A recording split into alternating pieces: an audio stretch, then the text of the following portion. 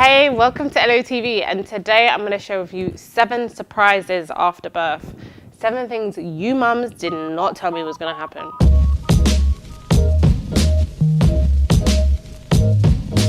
Hey, so welcome back to Elleo TV. My name is Kashia Wallace, and today I'm going to share with you 7 surprises I didn't know would happen after birth. So the first thing I'm going to share with you today was that after birth, I felt like I had literally been in a fight.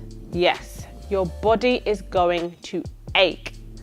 Literally, I gave birth and obviously that's traumatic as it is.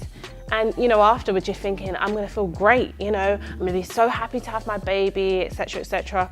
And as I'm leaving the hospital, I can barely walk. I feel like my legs are like jelly. I feel like, my chest feels weird and my back feels sort of like I had to readjust my posture, everything.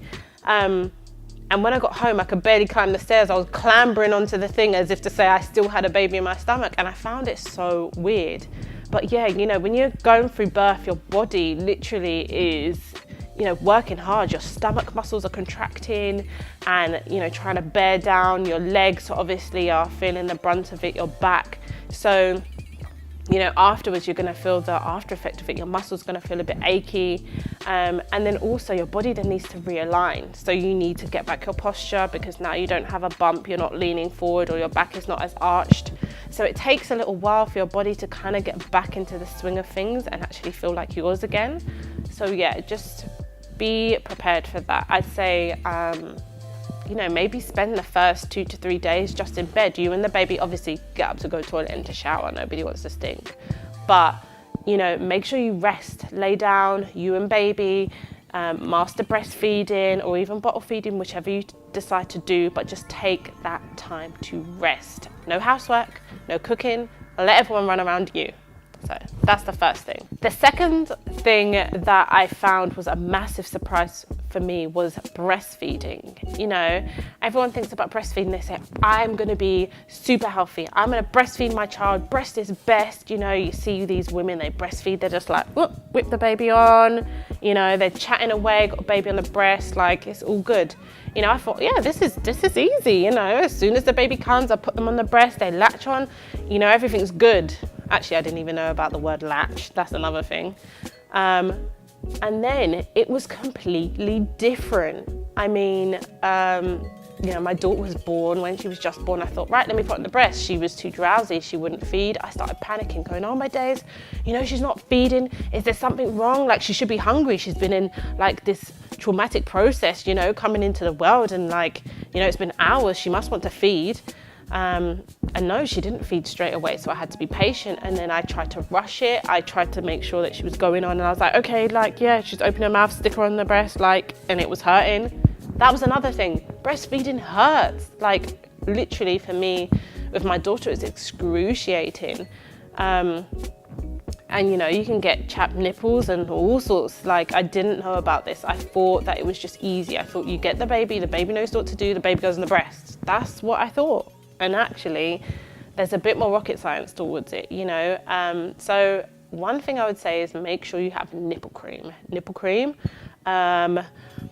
Another thing people say is put in cold compresses on there, and engorgement. Yeah, your boobs they get massive and they hurt, and you've got to be quite careful when you're letting the baby latch on. And the last thing as well that I didn't know about breastfeeding was that the baby will cluster feed. So, the first night I came home with my daughter, I was just, the milk hadn't come in, so I was still giving her colostrum. And at one point she just started feeding literally all the time, every hour, or just staying on the breast. Every time she came off, she would cry, and I was like, what is going on? It was the worst night of my life.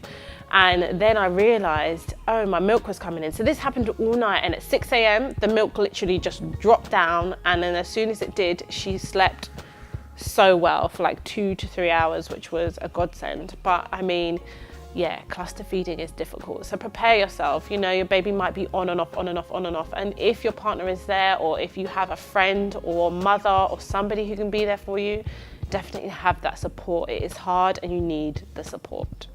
The third thing I want to tell you that I didn't know was going to happen after I had my baby was postpartum shedding. What is that? Okay, so basically you lose your hair. You know, all this hair that you grew while you were pregnant, your nice long mane, your nice thick hair, you're like, yeah man, I'm feeling good, my hair looks good. It starts to fall out. I was not ready for that. I started losing my hair, literally all around my hairline, like all here, especially here. I felt horrible. I looked in the mirror and I felt like I was like a Marion out of BTK, like I had like a shape up and then hair. Like it just was terrible. I felt so conscious of it. But you know, nobody told me that was going to happen. And usually it's because of the depleting of hormones. So the hormones, pregnancy hormones that you had that made you keep your hair, now meant that you start shedding hair and shedding it quickly. Just be prepared to maybe, you know, I don't know, if you want to put your hair in a protective style, you could get a haircut. Sometimes it makes your hair look a bit more voluminous. Rub castor oil or coconut oil or avocado oil on your scalp, help to stimulate your scalp. That makes your hair grow again. I did lots of that. And find a hairstyle that hides it. I mean, for me, it was a middle parting, straight down the middle, hair on both sides. No one could really tell what was going on. Never really pulled my hair back. Even till now, sometimes I don't really pull my hair back. It's still a little bit, you know, thin on the edges there. But I also learned that, you know, it's just part of life and I'm just embracing it. And I look good and I'm happy and, you know, I've got children to show for it. So yeah, don't be too conscious of it, but your hair will fall out. The fourth thing I want to tell you is that you won't always be ecstatic that you have just had a baby. This is the baby blues. I had the baby blues and it was quite hard. I think for me, it was partially because I was so tired. I don't operate very well if I'm tired. I'm not very friendly if I'm tired. And I don't really have much patience. So plus the fact that you may be trying to get to grips with breastfeeding, you're then up how many times in the night to feed the baby, you're then changing dirty nappies. Some of us are veterans and some of us aren't. You know, you're understanding your child. You think that when your child comes out, you're gonna know exactly what they want. You're not. Sometimes you're gonna have to try it. Okay, is the nappy okay? Okay, do they need feeding? Okay, do you wanna just be cuddled or do I need to bounce you? Or, you know, there's all kinds of things that you're trying to learn. And it gets you down. You start feeling like, this is supposed to be easy. I'm supposed to be bouncing off the walls with energy. The fact that I've just had a child, that is not always the reality. You know, it's a massive life change, especially when you've just had your first child. You know, you don't really know what to expect, and sometimes it can be a bit of a culture shock. Sometimes you don't get as much help as you would like to have had, and you know, you're thinking about the fact that you've not done any washing, and you know, you've not really been cooking, or you know, there's all kinds of things that are going on in your head, and it can make it hard to get through day to day.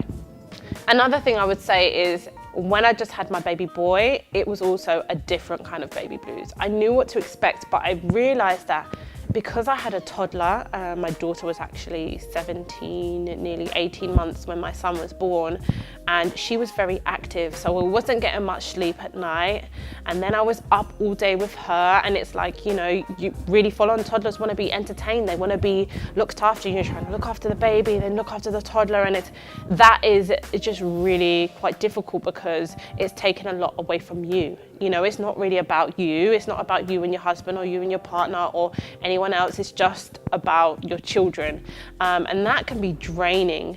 My best piece of advice if you're having baby blues is to talk to someone. Talk to another mother, maybe someone who's had a child recently, because sometimes when people have had children a few years back, they don't remember this. They don't remember everything that they went through, probably because, you know, they want us to keep procreating. God wants us to procreate, so he's going to make you forget, so you have more. But I would just say, you know, talk to someone who's been through it recently. They can probably relate to every single thing you are going through. And if not, they can empathize or give you advice to make you feel good. I'd say also take some me time, have a nice bath, even if it's just for an hour, have an extra long nap. That is good. I mean, if you can get someone to watch the baby for an hour, usually they feed for like in between 2 hours. So take some time, paint your nails, brush your hair. I don't know, whatever it is, make sure you keep up your self-care and that you're doing things to keep yourself positive. Sometimes go out. You know, people say don't go out for the first 6 months with your children. Well, I can tell you I broke that both times. But go for a walk, get some fresh air, you know.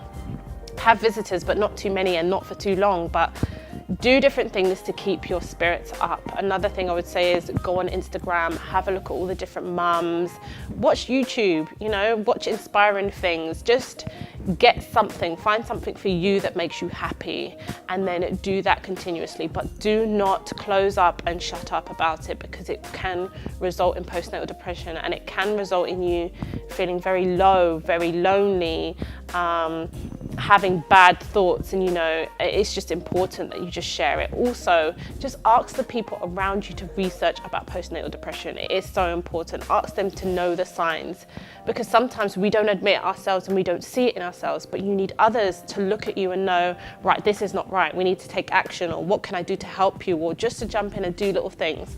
So ask those around you to research, to know exactly what your behaviors are like, and to make sure that you are looked after.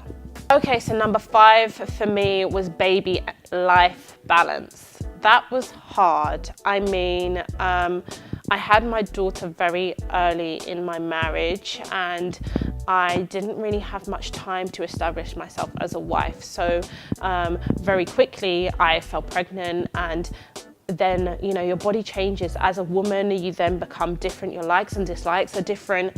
And that is difficult, because then you don't operate in the same way. You have depleted energy, etc.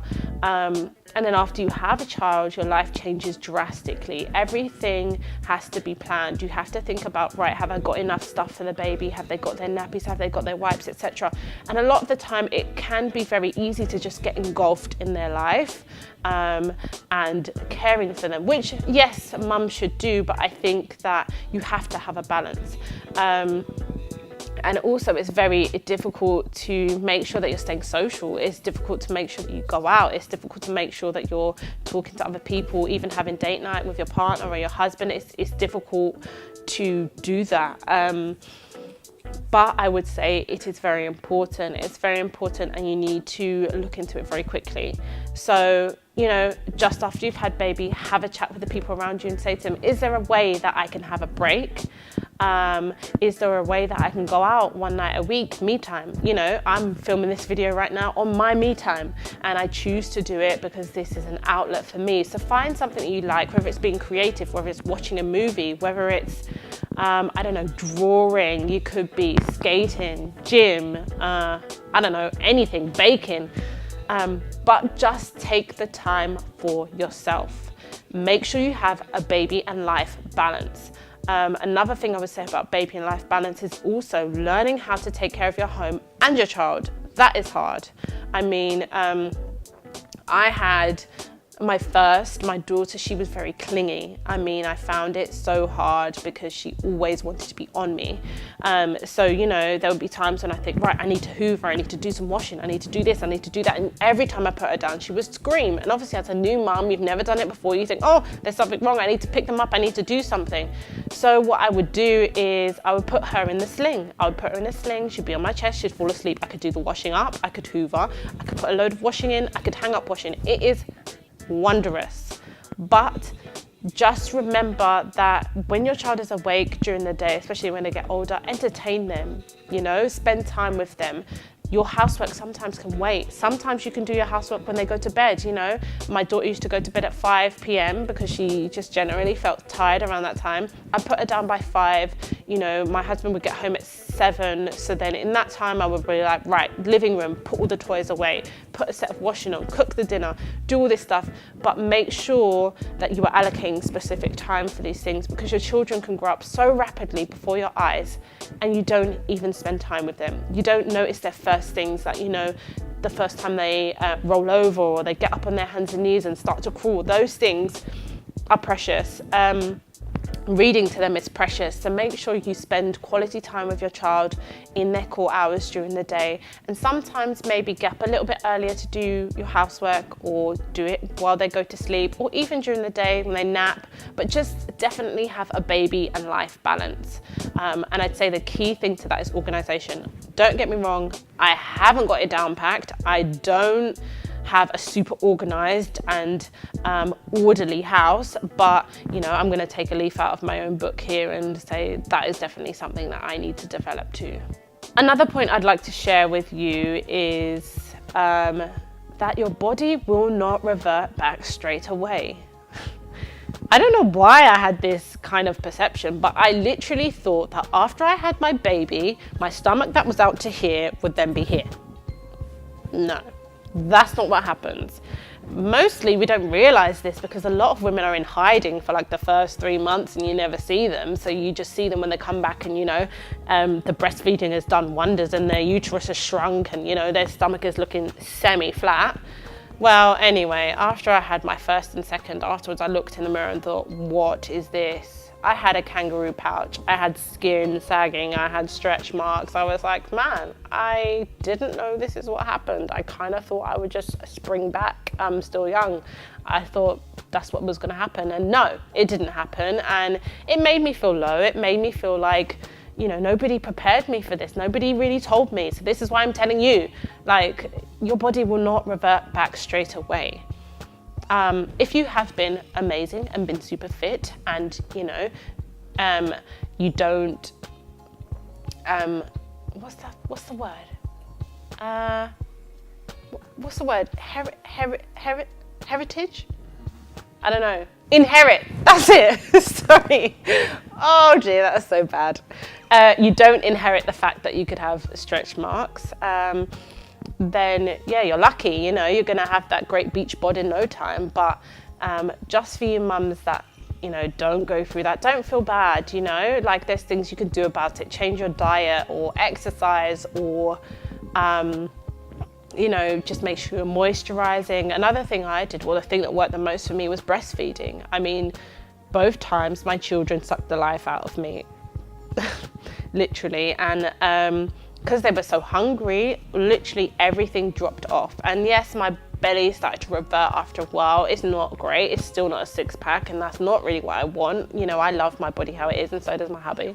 There you, babe. But another thing is just embrace your body. Your body has literally just given life to this earth. You have just, you know, brought a new person into this world, and these things that happen to you, you know, like cellulite and stretch marks and, you know, saggy skin and stuff, these things show you that you have done this wonderful and amazing thing. So embrace those little imperfections about yourself and just say, you know what, this is me now, this is who I am, this is who I've matured into.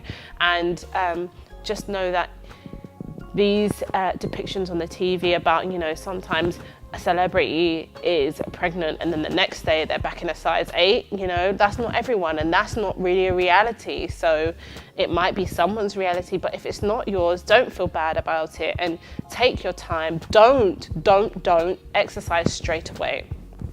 That is a massive mistake. You need to wait and make sure your muscles go back into place and they realign.